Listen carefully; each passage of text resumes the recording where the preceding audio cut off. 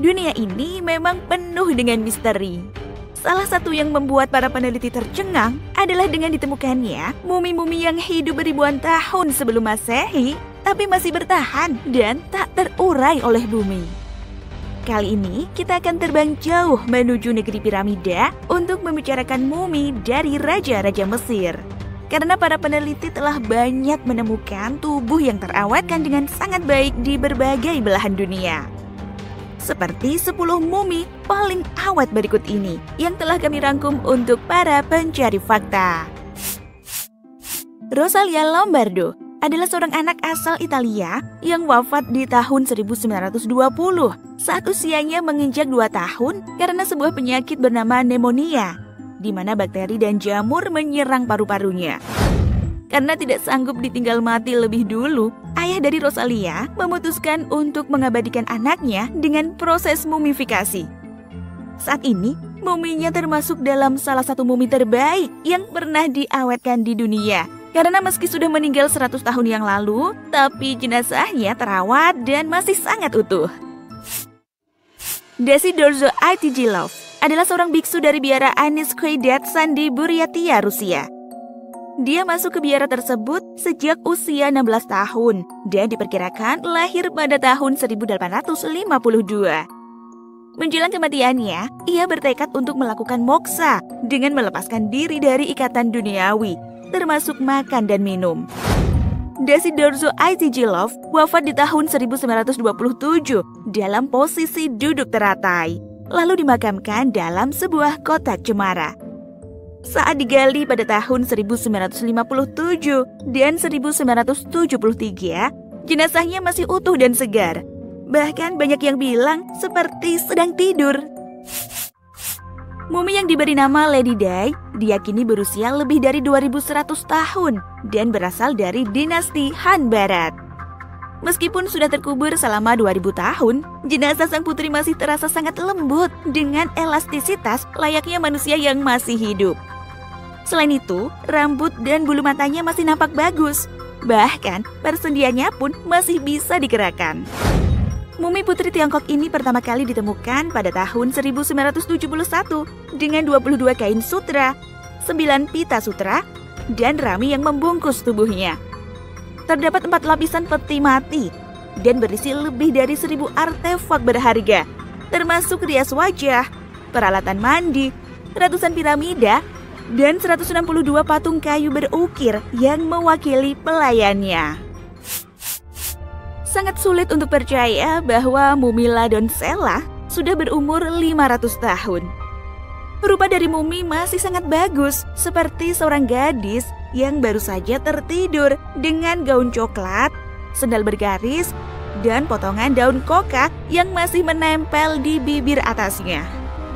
Mumi ini ditemukan di Gunung Lulaico yang terletak di perbatasan antara Argentina dan Chili. Diketahui usianya baru menginjak 15 tahun ketika ia dan kedua temannya dikorbankan untuk dewa Inka.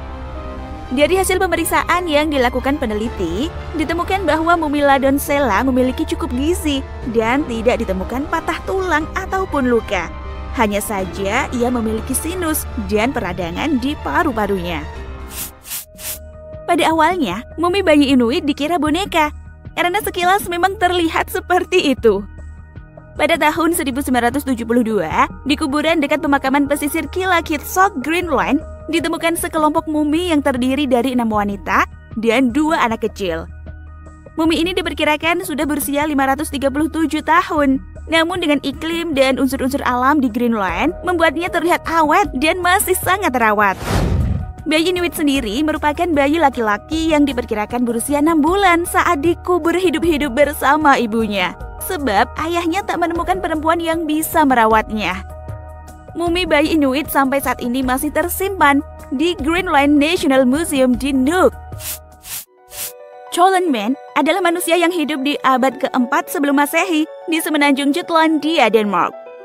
Mumi ini ditemukan terkubur di sebuah rawa gambut pada tahun 1950. Manusia Cholan ditemukan menggunakan topi kulit domba runcing, sabuk kulit halus di pinggangnya, berambut pendek, dan memiliki janggut dan kumis. mumi ini juga memiliki tinggi 5 kaki. Usianya sekitar 40 tahun saat meninggal karena digantung.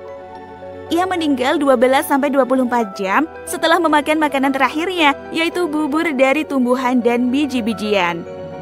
Meski usianya sudah 2.300 tahun, mumi ini terlihat masih sangat terawat. Diperkirakan, David berasal dari tahun 1900 sebelum Masehi hingga 200 Masehi. Kemudian ditemukan pada awal abad ke-20 di cekungan Tarim di Xinjiang, Cina. Mumi ini mengenakan tunik kepar merah serta legging tartan. Ciri-cirinya sangat mirip dengan orang Eropa, yaitu bertubuh tinggi dan berambut merah.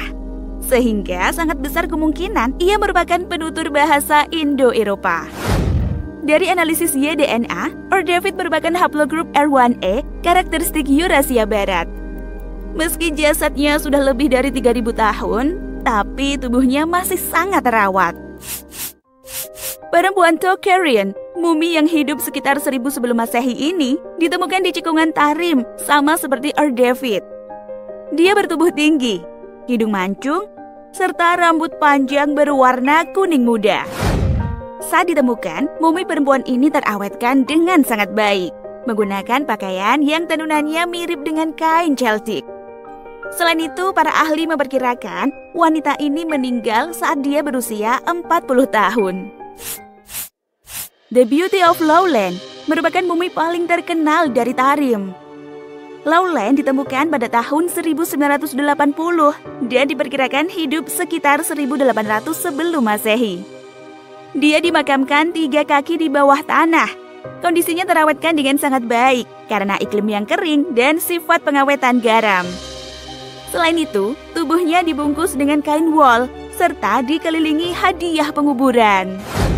Diperkirakan, The Beauty of Lowland meninggal saat berusia 45 tahun saat musim dingin karena menelan pasir, arang, dan debu dalam jumlah yang besar, sehingga membuat dia gagal paru-paru.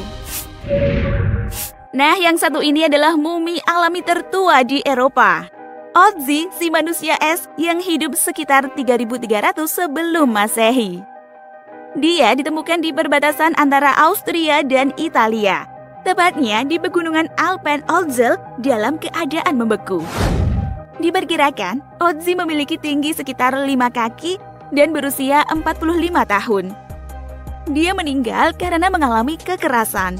Terdapat mata panah yang bersarang di bahu kirinya. Salah satu luka di pangkal ibu jarinya mencapai tulang. Dia juga mengalami memar dan luka di pergelangan tangan dan dada, serta luka pukulan di kepala yang mungkin menyebabkan kematiannya.